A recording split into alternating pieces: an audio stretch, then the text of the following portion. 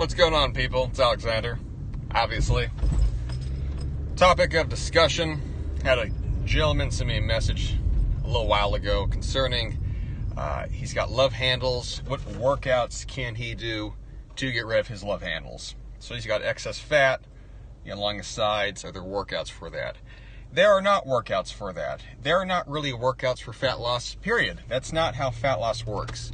So I know I've talked about this before. I've done a podcast on this, but I'm gonna make this a fitness periscope where I'm gonna do a rundown. If you are overweight and you have excess fat, it's because you eat in excess of energy. You eat too goddamn much. That is why you're fat. There is no other reason. If you make yourself fat, you affect your internal biochemistry. You can negatively impact and lower your testosterone. You can decrease your insulin sensitivity. You increase your stress hormones. Being fat is not just a matter of, you eat too much so your body stores the energy. Being fat is a biochemical issue.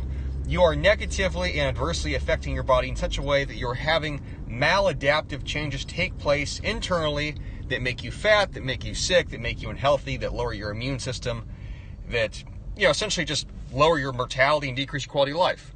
So that's what happens when you are fat. Now, that said, the working out part, how do you unfat yourself then? Again, fundamentally, you're going to have to change how and how much you eat. You have to change that. And that doesn't mean that it's all about calories. Calories are a factor of it, definitely. Your energy balance has to be changed. You have to lower your energy intake to create a deficit. But it's not just about the calories. It's also about the food that you eat.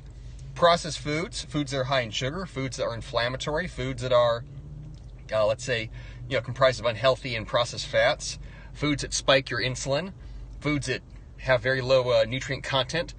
Your diet counts. The food you eat affects your internal entropy. So it's not just the calories, it's also the kinds of calories, the kinds of foods that you're eating.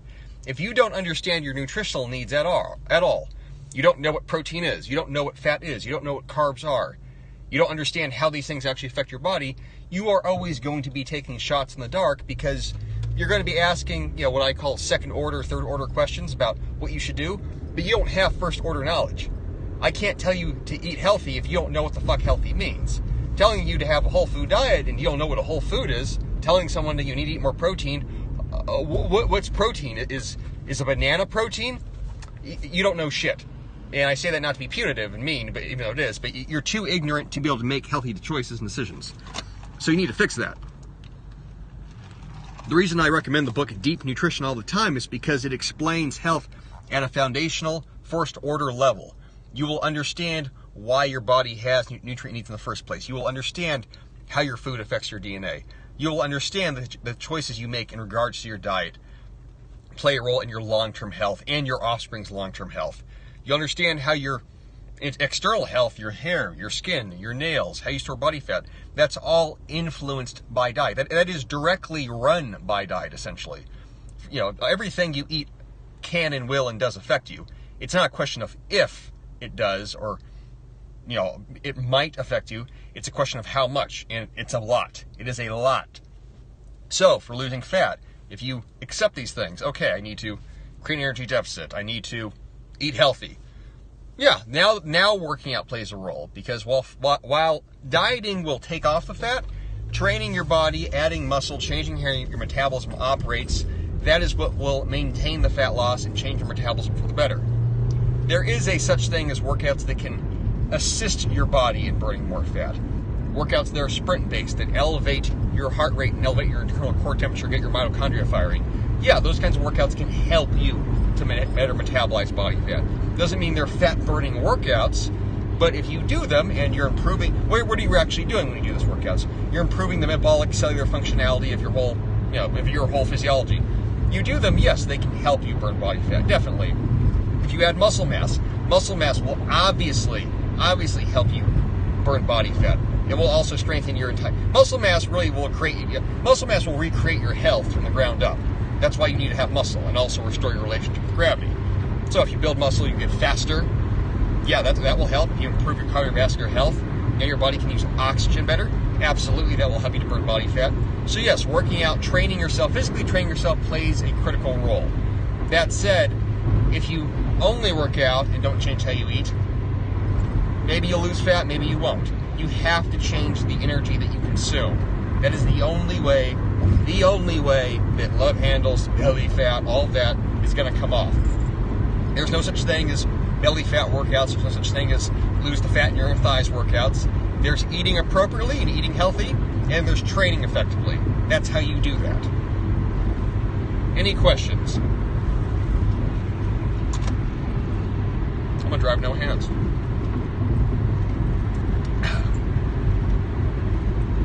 So, to whoever asked that earlier, I forget which one of you it was, since there's way too many to keep track of all of you now. What was the book? Deep Nutrition by Catherine Shanahan. Is the benefits of grass-fed beef only marginally better than feedlot beef? You know, I'm going to say this. If you can afford Seco, more important than eating clean, no, it's not a question of either or. It's not a fucking question of either or. It's not more important or less important. They both need to be done together. Calories in, calories out is a thermodynamic formula. That's what it is. Now, and your health is also a formula of the internal entropy and entropy that takes place in your body. So it's not, oh, is it more about calories or more about this? It's both. It's fucking everything. You could just make it about calories. You could, but you are neglecting a lot of physiology when you do that. In regards to the grass-fed versus grain-fed, I would say that if you can afford it and it's reasonable for you, if you are capable of doing it, yes, get grass-fed, naturally fed food. It is healthier for you. That said, in terms of like, you know, what's the percentile benefits? Impossible to calculate. There's no way really to quantify that.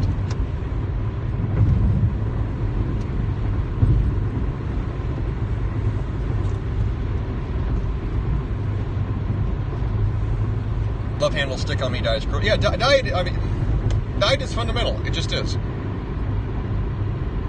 Yeah, we live in a very bizarre culture where people think that the food they eat does not affect them. And people still lose weight that way. I'm not even sure what you're talking about. And guess what doesn't work for everybody? Calories in, calories out always works for everybody.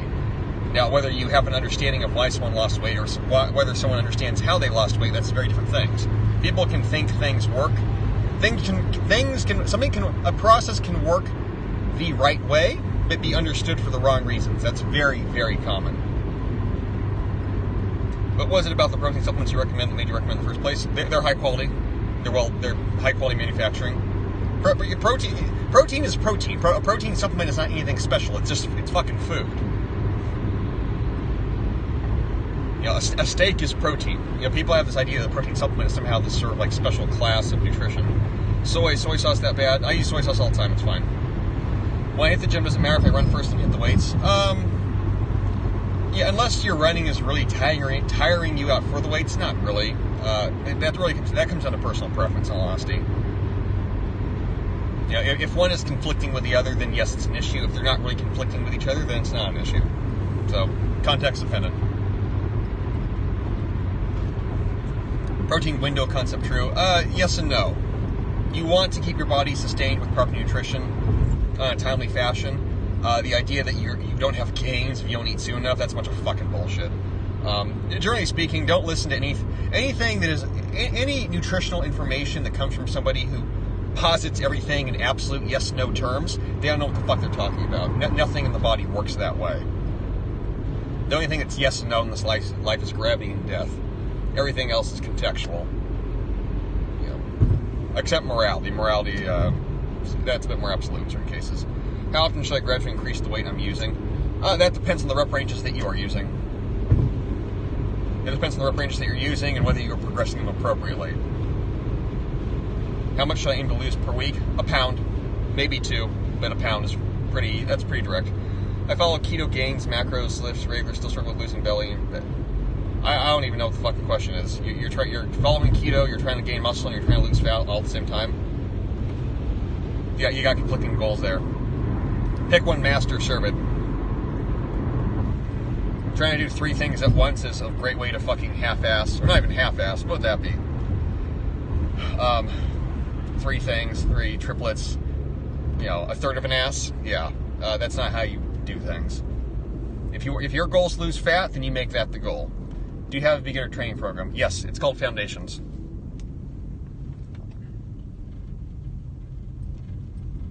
Foundations training. And it basically teaches you how to lift foundationally with the basics, compound movements, understanding how muscle groups work, a reasonable training schedule, not too many exercises. I'm worried I will lose gains on a cut. You don't have that much muscle if you're worried about that. People that worry about losing their gains are people that are not that buff to begin with. If you have substantial muscle mass and you know how to diet effectively and increase your protein intake, you won't lose muscle. Or at least you won't really lose that much true muscle. You might lose water. You'll lose water weight. If you are like, if you're in that stage of like being fat jacked, where it's like, oh, I got some muscle but kind of some fat. I'm like, you're not as muscular as you think you are. Daily multivitamin, yes or no? I say yes. Is it absolutely essential and you're going to die if you don't? No, but is it cheap? And, perhaps it covers some nutritional bases? Yeah, probably. Most people just don't eat that healthy. So, you're already probably nutrient deficient anyway, you don't even realize it.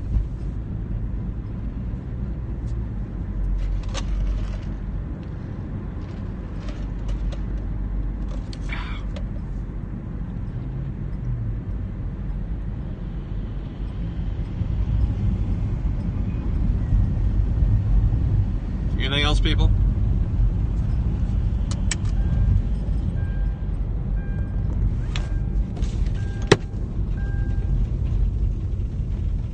I'm thinking.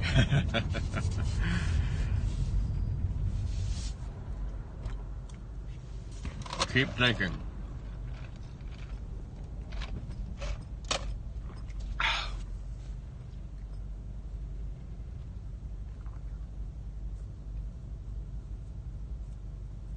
Hey, is that a Cuban food restaurant? I'll have to go there afterwards. I love Cuban food. Also Cuban women. And cigars.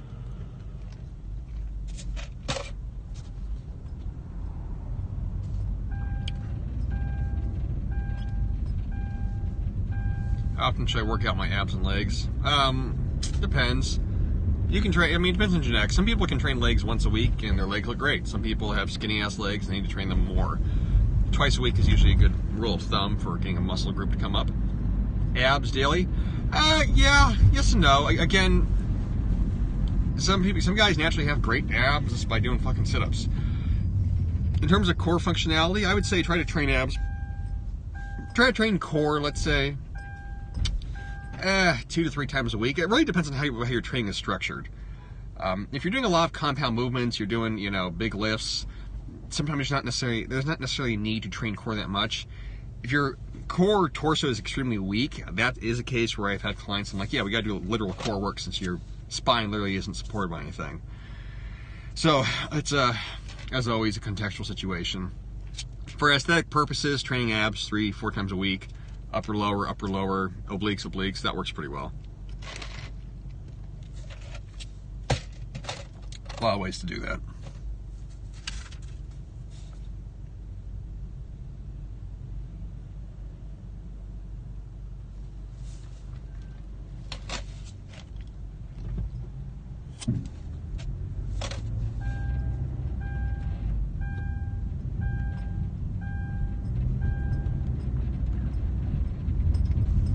This is open Q&A, guys, so you can ask whatever you want.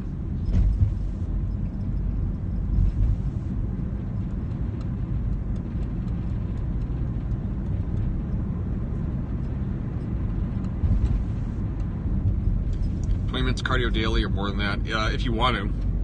But it depends on what kind of cardio. It also depends on relative to your actual daily activity levels.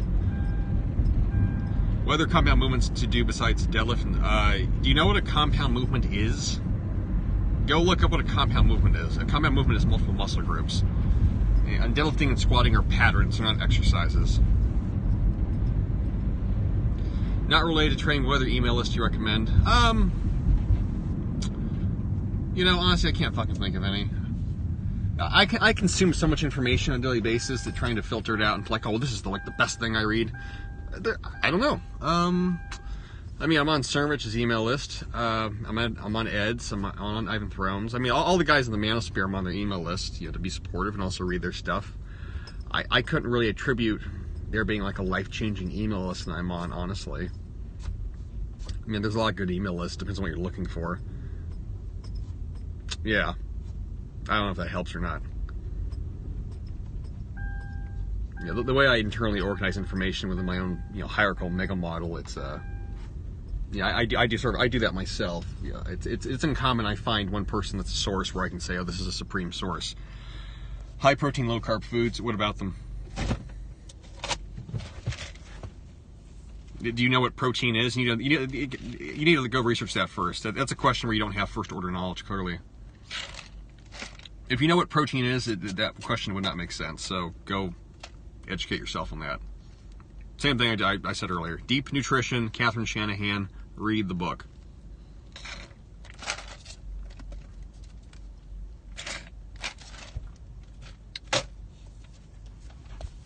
All right, what else do I want? How do you keep going when times get extremely difficult? They don't. I don't think of life that way. There's no such thing as difficulty. We're all going to live, we're all going to die. So you can either take advantage of that or feel bad about yourself. Fucking pick one. What are your thoughts on libertarianism? It's one of those things that's always around and no one ever really takes fully seriously. Not even libertarians themselves.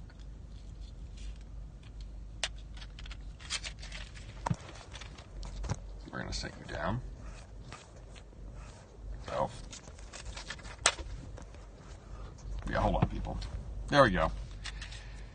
V-necks or crew, what brand? V-necks. Brand, I have no idea. I just buy shit.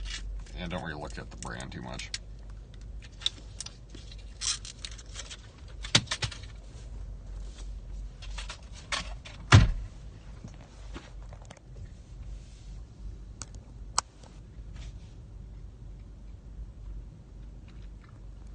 Testing out a new nootropic combo of nicotine gum and lion's mane mushroom extract.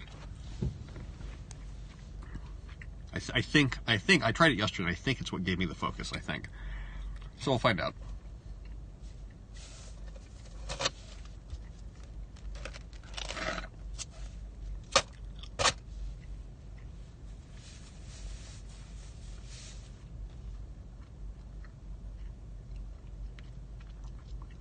Anything else, guys? Wait, where the fuck are my headphones? Oh, damn it. Yeah, we'll find them in a second.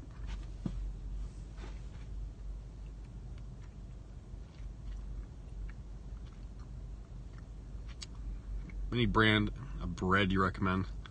Ezekiel bread. Sanders or Hillary? Neither.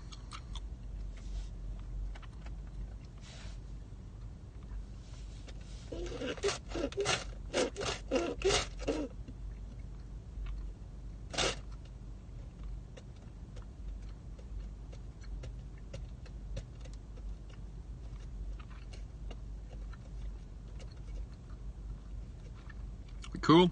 We cool. All right, guys. Good talk. Talk to y'all again.